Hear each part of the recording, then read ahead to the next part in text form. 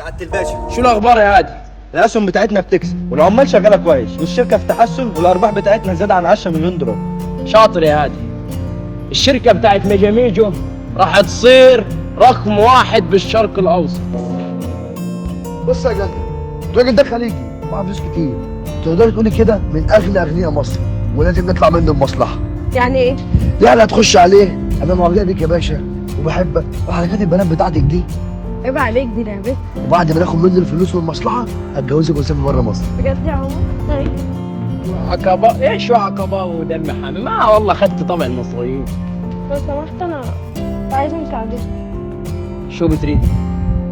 انا عايزه شغل. شغل وين اوراقك للعمل؟ بس الاول شو اسمك؟ اسمي جنبي. وين اوراقك يا جنة؟ بص انا للاسف معيش اوراق ولا حتى ليا حد.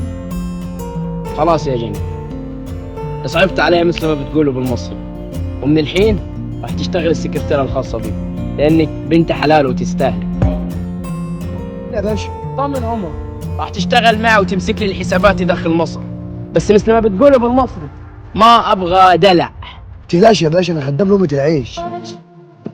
كله تمام، مش ناقص غير ان هو يقع في حب. ما تقلقش يا جنه، هيقع. ريت عندي عصيدة. اتاخرت عليك؟ ما تأخرت يا جنة. ايه هتاكلني فين النهارده؟ راح أكلك أكلة سعودية. سؤالتي ايه؟ انا عايزه اكل رنجة. رنج الله يخرب انت جايبانا هنا ليه؟ دي شركته ودي محفظته، هطلع اجيب الشنطه وانزل لك على طول. بسرعه يا جنه. يلا يا جنه يلا بسرعه. أخرت ليش يا جنة؟ ميجو؟ مدينة عز بيتك العز